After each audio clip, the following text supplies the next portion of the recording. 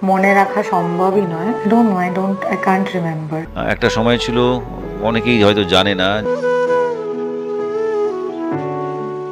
টলিউডের নায়িকা স্বস্তিকার মেয়ে নায়ক জিতকে কখনোই ক্ষমা করবে না তার মাকে ঠকানোর জন্য। তবে কি জিত স্বস্তিকার প্রেমে মত ছিল কন্যা অন্বেষার? এতদিন পরে সত্য প্রকাশ্যে এলো, জানুন বিস্তারিত।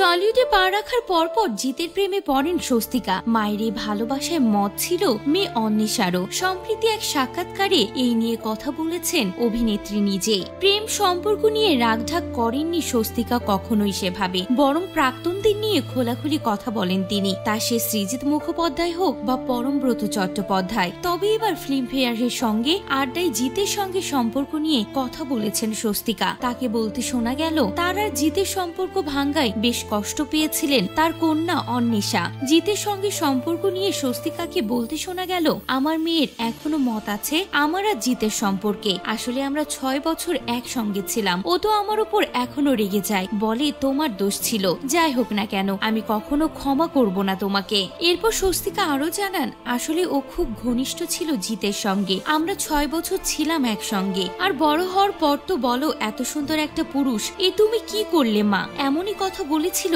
আমার মেয়ে অন্বেষা। স্বস্তিকা এরপর জানান, জিতের সঙ্গে সম্পর্ক ভেঙে যাওয়া শুধু তার মেয়ে অন্বেষা নয়, প্রভাব ফেলেছিল তার মা ও বোন অজপার উপরেও। ঝরঝর করে কেঁদেছিলেন অভিনেত্রীর বোন। মা আর বোন সবসময় ওর পক্ষই নিত। সবসময় আমার বোন তো ওর বিয়েতেও গিয়েছিল। বোনের কান্না দেখে আমি বলেছিলাম, এসব কি নাটক হচ্ছে? নিজের প্রেম নিয়েও কথা বলতে শোনা গেল অভিনেত্রীকে। বললেন, আমি 6টি সিরিয়াস সম্পর্কে ছিলাম, কোনো হ্যাঙ্কি প্যাঙ্কি ছিল না কোনোদিনই। মিডিয়া তো কারো সঙ্গে কফি খেতে গেলেও আমার নাম জুড়ে দিয়েছে। সঙ্গে মস্করা করে আরো বলেন, 50 হওয়ার আগে জলদি জলদি করে আরো কয়েকটা প্রেম করে নিতে চাই। প্রসঙ্গত মাত্র 18 বছর বয়সে গায়ক প্রমিত সেনকে বিয়ে করেছিলেন স্বস্তিকা। 2 বছরে ভাঙ্গে সংসার। মাত্র 20 বছর বয়সে জন্মদিন অন্বেষার। মেয়েকে নিয়েই ছেড়েছিলেন স্বামীর ঘর। এরপরই টলিউডে কেরিয়ার শুরু। রবি কিনাকির মস্তান ছবিতে কাজ করার সময় জিত ও স্বস্তিকার প্রেম শুরু হয়। এরপর টলিউডের পার্টি থেকে ছবির প্রিমিয়ার, সর্বত্র একসঙ্গে দুজনে। জিত স্বস্তিকার সম্পর্ক কেন ভেঙেছিল